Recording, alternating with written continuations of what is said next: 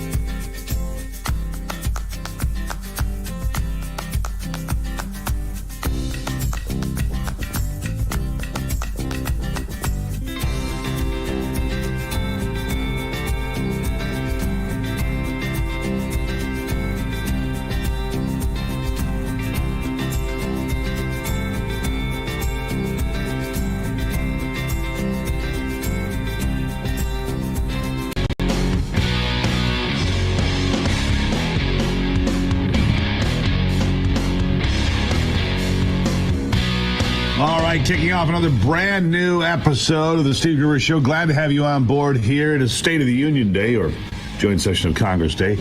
Coming to you live from the heart of America, trying to get a pulse of what's happening here and fighting for you every single day from the Foxhole of Freedom, giving you better analysis than anyone else. Here are the three big things you need to know this hour. Number one, WWE's Linda McMahon, now the Secretary of Education, as President Trump has a perfect score on seating his cabinet. Something those on the left promised would never happen. Well, guess what? It has. Number two, border crossings under the Trump administration have hit all-time lows, and I mean the lowest number of crossings ever recorded in American history. It's a huge success for the president. And number three, Ukrainian President Volodymyr Zelensky says the end of the war between Russia and his country is, quote, very, very far away. While Europe continues to promise more money and even boots on the ground to sustain the costly war, Trump responded to the on Truth Social. This is the worst statement that could have been made by Zelensky, and America will not put up with it for much longer. Zelensky said that to the Associated Press, by the way. Then the Trump administration ratcheted up the pressure about tenfold and announced that all aid to Ukraine was being put on hold. That happened yesterday midday, including weapons that were already in transit in Poland. Stop the shipments. It is time for President Zelensky to get off his high horse and stop the killing of his countrymen, for which there is no justification at this point. If a ceasefire can be implemented today, which the Russians are agreeable to, then Zelensky should take the opportunity to suspend hostilities right now. Do not delay, right now. More than 1,000 Ukrainians have died since his stunt on Friday. Listen, my friends, it's the only sensible response, in my opinion. Let both Russia and Ukraine declare victory. Russia, which has proven to be weak on the battlefield, can claim victory with a ceasefire. And if Ukraine signs the deal for rare earth elements, as it has already agreed to with the United States, they too can claim victory. Both sides will be enriched. Russia will resume selling oil and natural gas to Europe, and America will invest in natural resources and infrastructure in Ukraine. Both sides win. And most importantly, the killing would stop. But all of that is in complete opposition to what the warmongering world leaders and globalists are pushing for. The UK's Prime Minister Keir Starmer is promising boots on the ground and planes in the air. Here he is. Instead, those willing will intensify planning now with real urgency. The UK is prepared to back this with boots on the ground and planes in the air. Together with others, Europe must do the heavy lifting. But to support peace in our continent and to succeed, this effort must have strong US backing. We're working with the US on this point after my meeting with President Trump last week. And let me be clear, we agree with the President on the urgent need for a durable peace. Now we need to deliver together. Yeah, well, guess what? I don't think the UK could get the Falkland Islands back today. He's going to have a very hard time finding enough soldiers to go to war for another country when his own country is being overrun by terrorists and immigrants who have no loyalty to the UK in the first place, much less Ukraine. He also says that Europe needs U.S. backing. Let's run those numbers again, shall we? 500 million Europeans need 300 million Americans to help defeat 140 Russians. I don't think so.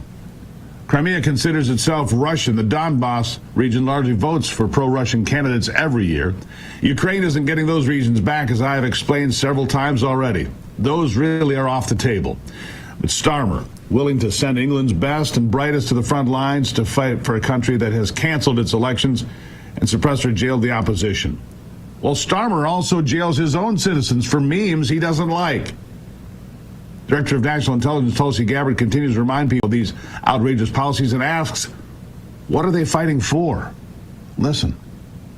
Many of these European countries, and Zelensky himself, who claimed to be standing and fighting for the cause of freedom and democracy, when we actually look at what's happening in reality in these countries, as well as with Zelensky's government in Ukraine, is the exact opposite. You have the canceling of elections in Ukraine. You have political parties being silenced or even criminalized or thrown in prison. You have the freedom of religion, churches being shut down. You have political opposition opposition being silenced. You have total government control of the media. We could go down a whole laundry list of issues that are against the values of democracy and freedom. So it really begs the question, as Vice President Vance said again in Munich, it's clear that they're standing against Putin. Obviously, that's clear. But what are they actually really fighting for? And what are they really fighting for? European leaders were more upset at J.D. Vance's recent speech than the fact that their own countrymen continue to be run over by terrorists coming into their country. It's happening over and over. Another attack in Germany just yesterday. Maybe you should focus on keeping your own citizens safe before you rush to deploy your own men into another country.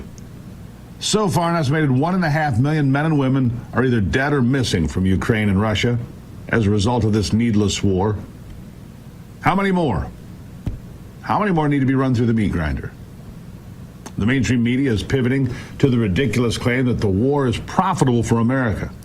Thank God for lawmakers like Congressman Tim Burkett, who aren't standing for that at all. He's from Tennessee. Here he is. Most of the money that went to Ukraine was military aid, weapons that were manufactured and purchased in the United States. So you're paying off the war pimps at the Pentagon to prolong this war. I mean, men are dying because of somebody's profit sheet, is what you're saying, and that.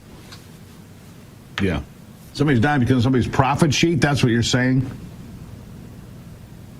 Called out, Jake. It needs to stop for everyone's sake. Before Friday, we seemed to be on the cusp of peace. The minerals concession was going to benefit everyone who mattered. Would have kept Putin from further aggression because he would have been a winner by installing American interests on the eastern border of Ukraine. It would have revitalized what is now a war-torn section of the country that may never come back from this war. But President Zelensky decided to attack the only leaders that have been able to bring Russia to the table at all, us. The table didn't even exist under Biden's leadership, but that's who Zelensky has been pandering to. Zelensky doesn't like the MAGA movement or conservatives, but too bad. Trump is the president now, and Zelensky needed to be thankful for the fact that Trump was working toward a real solution for the first time in years to end the war, to end the bloodshed, but he blew it. He blew it badly. That wasn't the behavior of an ally, but of a petulant child. You know what it was? This from Netanyahu this weekend. Listen to this. I want to thank President Trump for his unwavering support for Israel. During my recent visit to Washington, I said that Donald Trump is the greatest friend that Israel has ever had in the White House. And President Trump shows that friendship each and every day. Israel has accepted President Trump's envoy, Steve Witkoff's plan to extend the temporary ceasefire by 50 days. During that time, we can discuss the conditions for a permanent ceasefire that will end the war in Gaza. Yeah. There you have it. By the way, the United States has been much harder on Israel than it has been on Ukraine, and yet Benjamin Netanyahu is very thankful for the United States and its support. Go to my Twitter account right now. I have a poll up. What do you want to hear most in tonight's State of the Union address from Donald Trump? You want to hear about the border, the economy, building the American dream, or peace in Ukraine? Be sure to follow. We're looking for 25 new followers today. Are you it? Go to X or Twitter and follow today. Answer the question of the poll.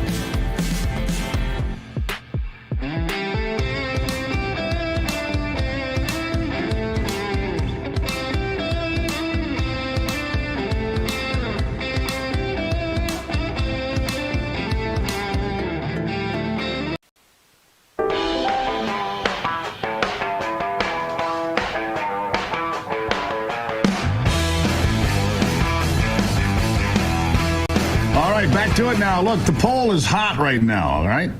And some of the comments, Ken says, Ken Tuck, pull us out of NATO.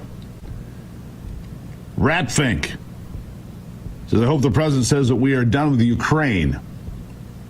Just going to the live feed today. David says, good morning, Steve. David Falk. Well, good morning, David. Look, go to my X account. Boom. You can call it Twitter as well. I still call it Twitter. I'm a boomer. I got it. Go there. The poll is hot. We need 25 new followers today on Twitter and Facebook and everywhere. All right? You can be part of this because with you, there's strength in numbers. All right? So that's what we're building here today. Now, as I had said, the U.S. has imposed plenty of restrictions on Israel, like how many civilian deaths are allowed, how the war cabinet destruction for Netanyahu, demanding that he surround himself, Netanyahu that is, with political leaders and entities who are of the opposition. Ukraine has had no such restrictions. No, instead, we've handed over billions of dollars in aid and equipment and said, let it rip. And Zelensky still has the audacity to come into the Oval Office and insult the president and vice president. That's right, you saw it. Zelensky would be nowhere in this war without U.S. aid. Apparently, he's forgotten. What would he be left with, by the way? Canada's help? By the way, Justin Trudeau has also promised the potential of boots on the ground and planes in the air, but seriously? Big talk from a country with a total of 63 fighter jets. That's right, 63. Sending even 10 would deplete the nation's aerial protection by 16%. So give me a break, all right? These countries haven't fought a war in 50 years, any of them. The chest thumping isn't working anymore. Take a look at this poll on American support for this war from Chicken Noodle News, of all folks. Listen. Holy Toledo, look at this trend line here. U.S. support for Ukraine is too much. Back when the war began, back in February of 2022, it was just 7%. Up like a rocket ship. My goodness. Up now in February of 2025 to 41%. And the clear majority of Republicans, and of course Republicans are in charge of the U.S. government now, 62% of Republicans say that the U.S. support for Ukraine is too much. Feelings towards Zelensky have changed also dramatically. Look at this. Confident Zelensky will do the right thing when it comes to world affairs. Back in 2022, it was the clear majority, 72%. Through the floor by 2024. Just 48% of Americans say that they're confident that Zelensky will do the right thing when it comes to world affairs. And GOP confidence has also plummeted dramatically. Now the clear majority of Republicans are not confident that Zelensky will do the right thing when it comes to world affairs. Is anybody confident of that Zelensky will do the right thing? CNN acts shocked. I don't think it's surprising at all. It's been 3 years, and Zelensky is still saying the end is very, very far away, despite the fact that peace has been within reach and was just again on Friday. Americans are fed up. I'm fed up. So while leaders like Trudeau and Starmer are willing to sacrifice their own countrymen, at least they say that, I'm thankful for our president, a man who has his head screwed on straight. Marco Rubio maybe said it best. Listen to this. Shouldn't we all be happy that we have a president who's trying to stop wars and prevent them instead of start them? And I just don't get it. I really don't, other than the fact that it's Donald J. Trump. If this was a Democrat that was doing this, everyone would be saying, well, he's on his way to the Nobel Peace Prize. This is absurd. We are trying to end a war. You cannot end a war unless both sides come to the table, starting with the Russians. And that is the point the president has made. And we have to do whatever we can to try to bring them to the table to see if it's even possible. Yeah, to see if it's possible. Peace is here. Rubio was right. A Nobel Peace Prize should be the appropriate reaction to Donald Trump's efforts. Instead, we have to listen to virtue signaling politicians and podcasters. They're more than willing to sacrifice more men and women from this country like you and me. They don't care. I do. Hopefully both sides will come back to the table and common sense will win out, but there's a long way to go based on what we're seeing right now and what we're seeing this week. We're a long way away. This will be, by the way, one of the big issues on the table tonight at that joint session of Congress. Now, here's the complete update on this stopping of aid to Ukraine that I mentioned at the top of the program. The move follows a fiery meeting, of course, on Friday. The Trump administration pausing all aid to Ukraine. If you miss it, this is a very big deal. This happened yesterday late, including the aid that is in Poland. There was military equipment on its way from Poland to Ukraine. He said, stop that. There is a pause. And the point of the pause is this. America's not going to pursue more military action and back Ukraine in the war if Ukraine refuses to take the off-ramp or even consider it toward a path for peace. That's where we are right now. Zelensky refusing to take a path toward peace. All right, so here's the question of the day, and I want you to take a look at it. And that is, what is number one to you tonight? What is number one to you tonight in the State of the Union? You want to hear about securing the border, strengthening the economy, building the American dream, which maybe goes hand in hand with all of these things, or peace in Ukraine and elsewhere, basically? Got a few hundred votes in so far, and right now strengthening the economy is number one, and building the American dream is number two. Peace in Ukraine is coming in last right now. How would you weigh in on this? I would like you to do that. Find me on X, Twitter if you prefer. Find me there. And then follow me. We need 25 new followers today. And then, of course, fill out the poll. Fill out the poll. You can join the movement here today. Don't forget to do that. Follow me on Facebook as well. Look, time well spent. It's our most precious commodity. Every day people ask me, hey, Groups, how can I do more to learn more? How do I learn things like the things that you know? Well, teach yourself or have Hillsdale College do it. You know, Hillsdale College has more than 40 free online courses. I've taken them. Ivy's taken them. We like them. The new one is from Larry Arnn. He's the president of Hillsdale. Brilliant guy, by the way. He's doing a series on totalitarian novels. 1984, Brave New World, Darkness at Noon, and That Hideous Strength. Look, these are the books that tell you and give you a roadmap of exactly what's going to happen when tyranny takes hold. The decades-old novels seem like they might have a little dust on them, but man, are they right on the money for faith, family, and friends today, and what's worth fighting for. Go find out more about Hillsdale College and these great programs. Spend your time wisely. Go to gruberforhillsdale.com to enroll. gruberforhillsdale.com. It's free. You can get a free education from a world-class college, gruberforhillsdale.com. I'll be right back.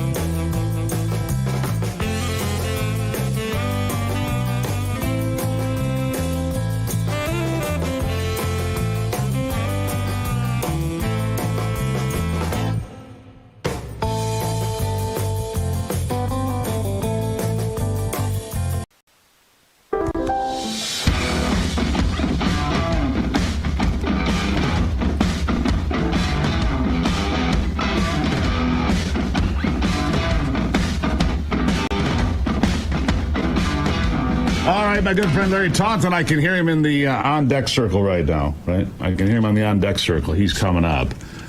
He's in Rome. He's my traveling spy. Yeah, he'll be up in just a minute, Larry Alex Taunton.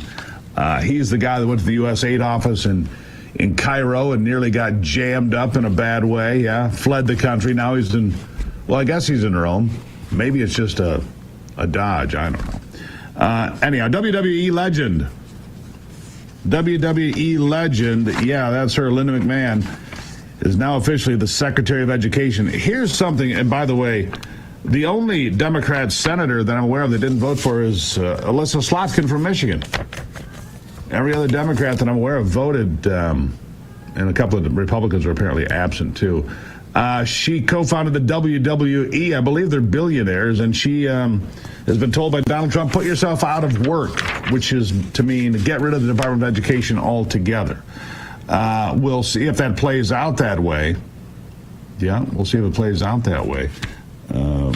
Because that's what the president would like to see happen, is the Department of Education go. A lot of us would like to see that happen.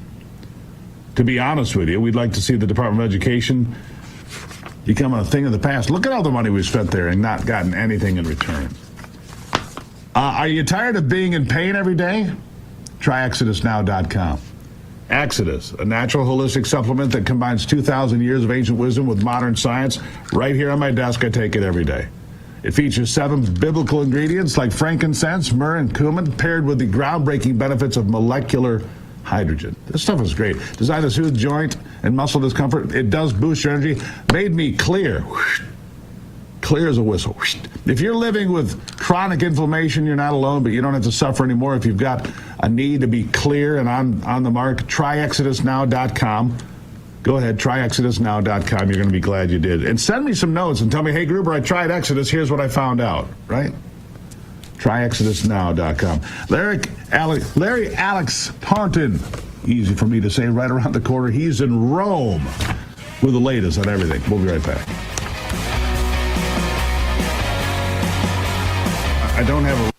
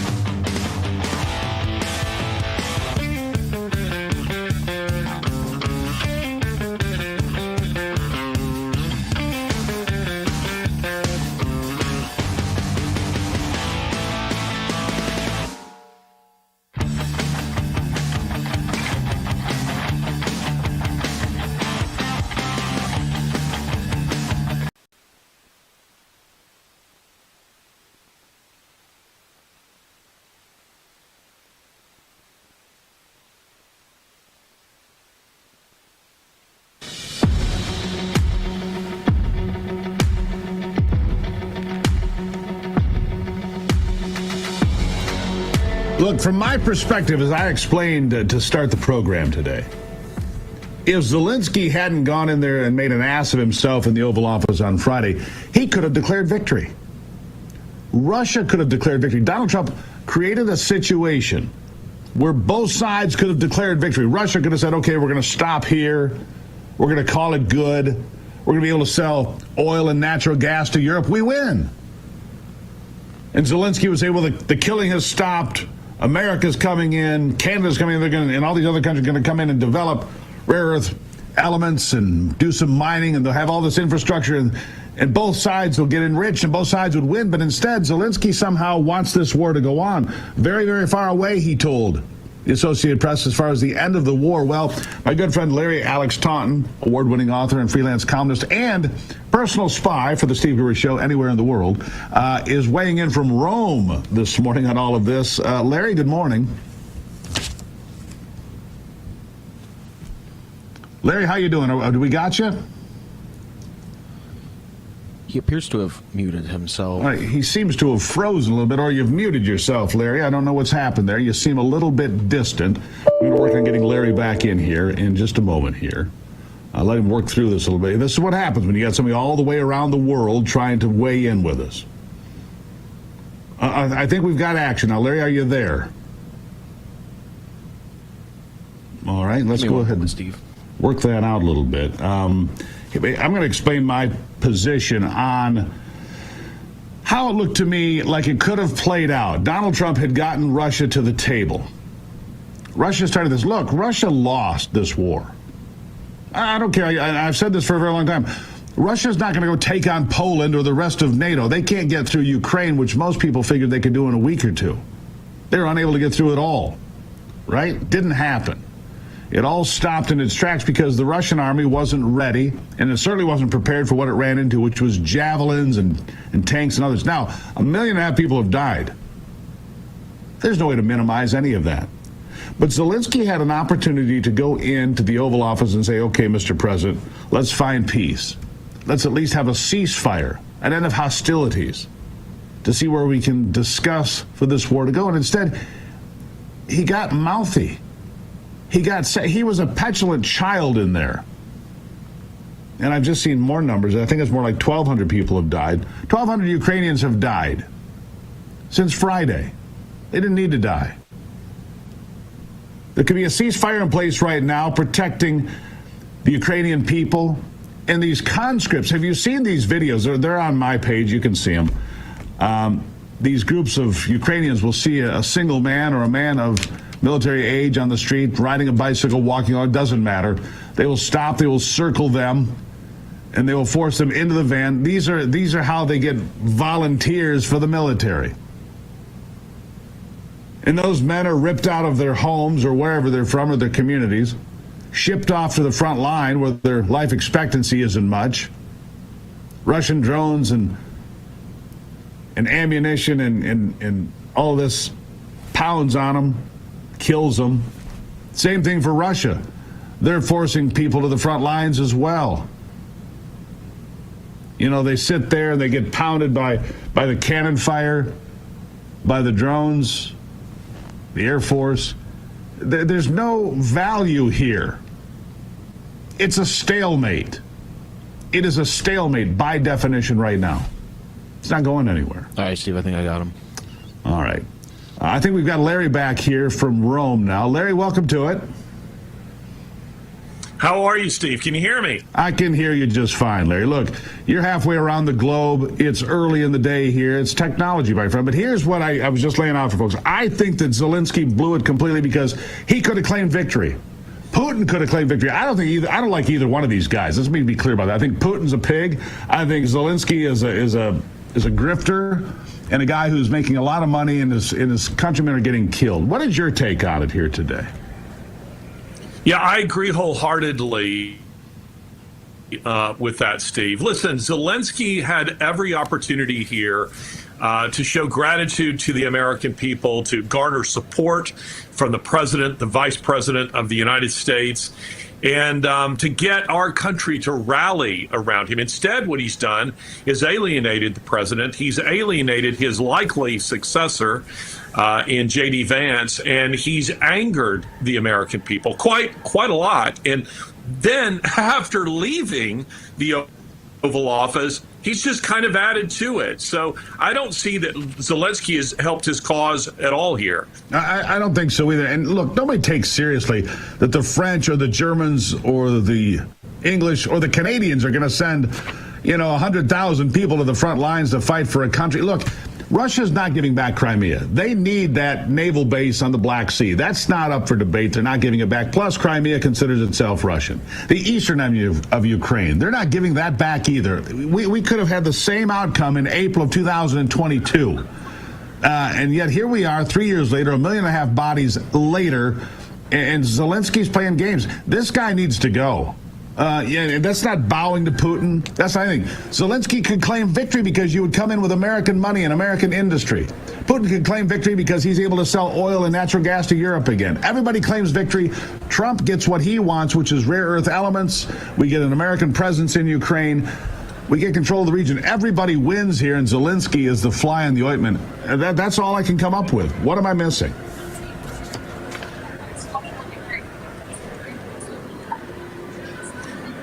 Well, I don't think you're missing anything there, Steve, but let's look at even the bigger picture here. What deeply concerns me as a father and as an American is the EU, Zelensky, are doing everything they can to trigger Article 5 of NATO, which would require the United States to enter the war if a NATO member state is attacked. Hence the reason Starmer, British Prime Minister, is talking about sending British troops. That's in order to create, that kind of tripwire. I think we are very, very near a World War III type of scenario. Well, what people need to understand is we're not talking Kuwait. This isn't Afghanistan. This isn't Korea. This isn't Vietnam. World War III against Russia would involve the deaths of millions of NATO member states, soldiers, but chiefly that of the United States. And I think Donald Trump is the only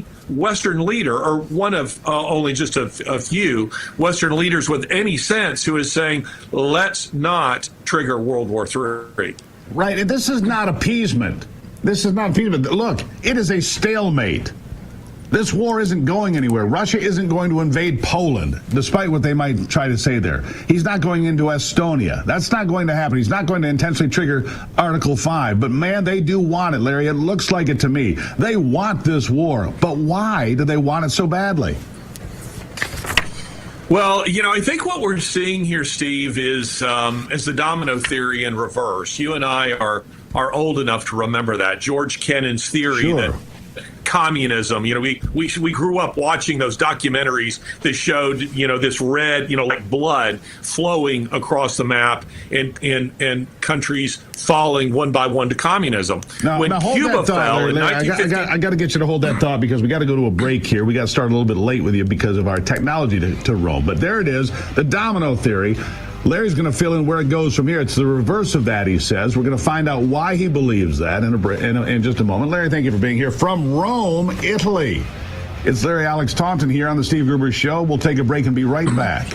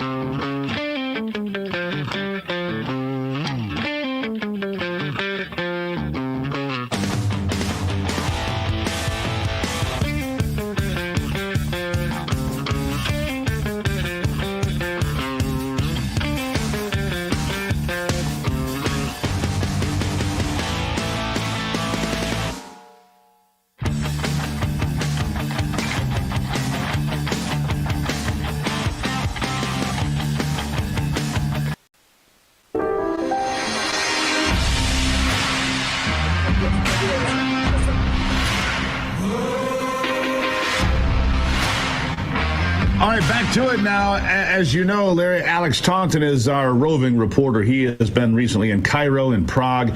He is in Rome today, and he's evaluating the whole situation with President Zelensky of Ukraine, as we all are, because Zelensky seems to want to push us towards this meat grinder of war. They're at a stalemate.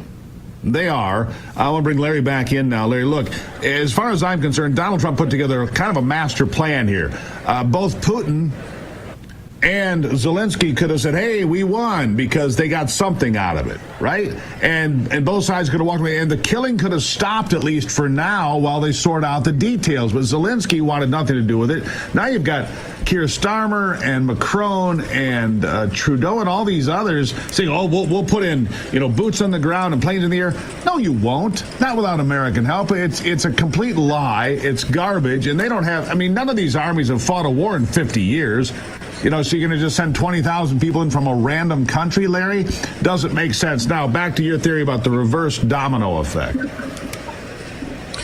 Yeah, the domino theory, of the 1940s and 50s and 60s, authored by George Kennan, the statesman and historian, was this idea that one country after another would fall like dominoes to communism until it was on our very border. And when that happened in 1959 with the fall of Cuba and the Castro regime, communist regime, taking power, the United States took that incredibly seriously. And in 1961 tried to overthrow the Castro regime with the Bay of Pigs. And then you had the Cuban Missile Crisis. We did not look favorably upon the Soviets trying to put missiles in Cuba. Now Russia is facing a very similar kind of thing. It's a domino theory in reverse, where NATO has expanded eastward to the very borders of Russia, and where we are had invited Ukraine to join NATO. And Russia has seen this as an existential threat. We provoked this war. Now, just as you said earlier, that doesn't make me pro-Putin, but it does make me sensible in looking at what is actually happening here. And as for Zelensky himself, he has a vested interest in keeping this war going. That's because he's incredibly unpopular, has about 16% support among Ukrainians, and according to their law, there can be no elections during martial law, during war, and That's therefore right. he stays in power. Now, the United States, we had elections during the Civil War, during World War I, and during World War II. We've always had elections, Larry. Zelensky is, for all these people on the left, they're fighting for democracy. Zelensky's term ended in May. Elections have not been held, so he's got martial law, no habeas corpus, no elections. We're not fighting for a democracy. That's a lie. It's an absolute lie. Zelensky is not some hero. 16% support in his own country. There's a reason for that, and he's not getting more popular. Zelensky needs to be removed, or he has to come to the table. There is no middle ground at this point. Donald Trump canceled all funding. He stopped shipments of military equipment in Poland yesterday. It's all done. They've cut off all funding to Ukraine until Zelensky gets serious about peace. And that's not tipping your hat to Putin. That's Donald Trump saying, look, stop killing people. There's no point to it. It's a stalemate, right? Yeah, well, precisely. And again, just speaking as a Russian historian, a European historian, Russia, of the combat deaths or the total deaths of World War II, which was roughly 55 million people, almost half of them were Russian. They lost more people in two battles separately for Leningrad and then Stalingrad that we lost in the entire war. Now, this idea is funny because I was talking yesterday to my youngest son, who was kind of setting forward the kind of view of his generation that we would defeat the Soviets very rapidly in a kind of video game war. And here I am, hopefully older and wiser, certainly older, in saying, son, I know too much about Russia. I've been there many times. And this idea that they're going to be defeated in a quick war is just sheer nonsense. We do not want to end up in a hot, direct war with Russia. And I don't think Putin wants that either. And Trump is trying to bring peace to this region and avoid a general European conflict. Well, he has said this through the campaign. He said it on Friday at the Oval Office to Zelensky to his face. You're playing with World War III. You are playing with World War III, and he is exactly right. And for anybody on the left that doesn't understand how dangerously close we are to Russia saying, you know what, to hell with it, we will launch a nuke. How about that? That's the only way you're going to defeat Poland or France or Germany in the short order. He can't beat Ukraine in a ground war, obviously, or he would have done it in the first week or two. That didn't happen. Russia lost this war. Ukraine basically lost here as well, but they could come together and both claim victory if they would follow the roadmap put together by Donald Trump. I believe that.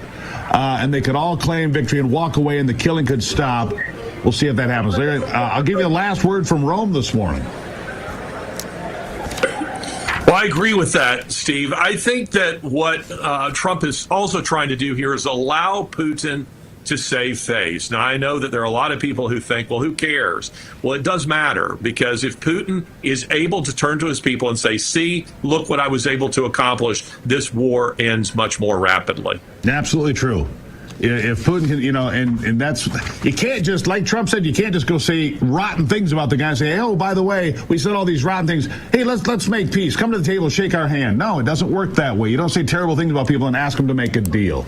Larry Alex Taunton on the road in Rome.